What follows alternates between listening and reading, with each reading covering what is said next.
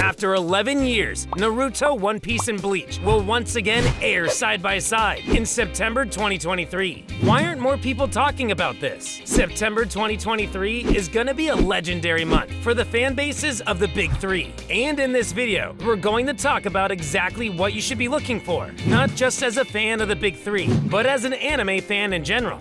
Alright, so here's the thing. Starting with One Piece in the year 1999, Naruto in 2002, and Bleach in 2004. The big three are considered by manga as the golden age of shonen anime. After Dragon Ball, it were these three shows that truly catapulted the anime medium into the global phenomenon it is right now. We know many of you have some good childhood memories of watching the big three with your silly friends. It has indeed been one hell of an era. But like all good things, there is an end. When the Bleach anime was discontinued in March of the year 2012, the big three were reduced to just Naruto and One Piece. The sad part about this is that Bleach's anime adaptation was discontinued before the story actually concluded. There was no other choice but to wait for the anime to return. Then in the year 2017, the Naruto franchise released its 720th episode in March, and from that point onwards, it was just One Piece being One Piece. Of course, Boruto started only a couple of weeks after Naruto ended,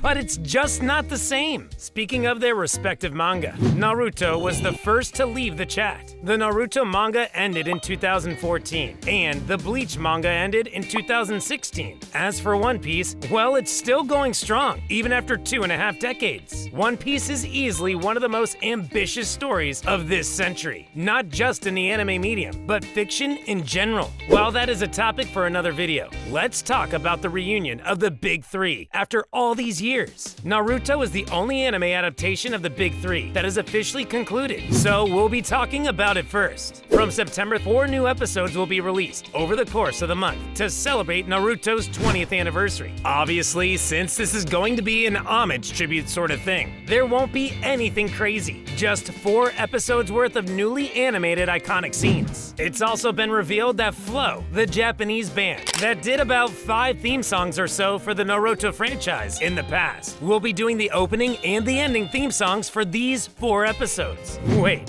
which theme songs did Flow do for Naruto again? The 4th and 8th opening of the OG Naruto, the 6th opening, and the iconic 34th ending, Rainbow Sky, for Naruto Shippuden. Flow is also the band that did the 10th opening for Boruto. Yeah, the opening and ending theme songs of these 4 episodes are in very good hands. By the way, while Naruto is making a return, the Boruto manga is entering the time skip, and the Boruto anime is moving on to its second part. Yes, the Naruto anime concluded a long time ago, and these 4 episodes are just gonna be an homage. But the story of its sequel is still going strong. Next, let's take a look at Bleach. After getting canceled in 2012, the anime finally returned in 2022. After an entire decade, the anime returned to animate the final and the longest saga of the story, the 1,000-year Blood War arc. It is Bleach's equivalent to the 4th Great Ninja War in Naruto, so it's not hard to see how Bleach fans have been left starving for this long. However, it is finally back, and it's gonna be stronger than ever. When episode 367, which is basically the first episode of the 1,000-year Blood War arc, came out in October, it took the anime community by storm. The reception was insane, which is to be expected because Bleach is a part of the big three after all. Though for what it's worth, the adaptation of this arc is following a different model. Rather than continuously releasing an episode each week like One Piece, Bleach released 13 brilliantly animated episodes in winter 2022, took a scheduled break, and is now releasing part 2 since July 8th. It is going to have 13 episodes as well, which means that there will be Bleach episodes this September. We're in for some insanely epic episodes as this anime adaptation guns closer and closer to the ever-anticipated endgame of Bleach. No wonder Bleach fans have been so well fed lately. They couldn't have asked for a better adaptation for this final arc. Alright, moving on to One Piece. Let us just say this first and foremost. Now might be the best time ever to be a One Piece fan. The manga absolutely killed it, with with each and every chapter lately, and just recently Luffy's Gear 5 was finally adapted into the anime,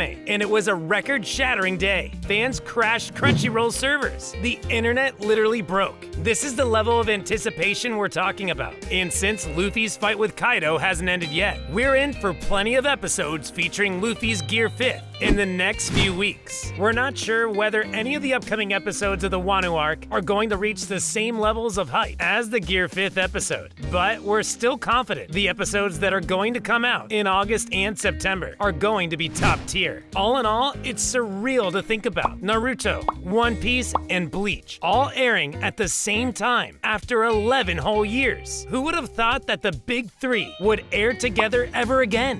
This is nostalgia to the max. It's going to be a legendary month, not just for the Big Three fans, but for anime fans in general. Now, in case you haven't watched the Big Three, or at least haven't watched all of them, you must be wondering if you're going to miss out on all the fun, the memes, and the community posts. Plus, it's definitely not possible for anyone to catch up to any of the Big Three in 2 to 3 weeks. So, in that case, let's talk about what you can expect from these episodes if you aren't familiar with the entire story. In Naruto's case, the 4 episodes will most likely be a compilation of the most iconic moments in the entire series, but with new and better animation. You can think of the episodes as trailers for the actual show. In Bleach's case, it's a bit more complicated. The pacing of the episodes is extremely fast, and considering how this is a war arc with too many plot lines involved, you will inevitably get lost if you try watching it without context. The 1,000-Year Blood War arc is the last arc in the entire series,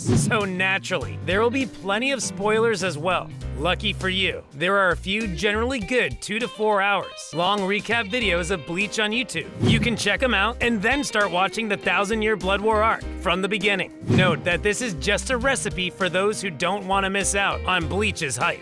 Then there is One Piece, and the thing about One Piece is that unlike the other two, the One Piece manga is still going strong, and it will likely continue for a few more years. But the good news is that while you'll need context to understand and enjoy Bleach's 1,000-Year Blood War arc, it's not quite the same with One Piece. You won't understand the nuances, but you can easily still enjoy Luffy's fight with Kaido without the full understanding of the 20-year-long story. And if you enjoy the stories enough, you can always just start watching or reading from the beginning. It's 2023. Everybody has always been spoiled on the iconic moments of the Big Three. However, are spoilers really enough to ruin your experience? You'll have to ask yourself that question first. And that's about it. It's going to be a wild month, especially when you consider how Jujutsu Kaisen will be releasing the long-awaited Shibuya arc on August 31st. There is a lot for us to look forward to. Do share your own thoughts on what you think of the Big Three and this reunion. Let's continue this discussion in the comments section down below. Be sure to watch our juicy video next about Luffy's peak, fully explaining his Gear 5th and more about the episode that broke the internet.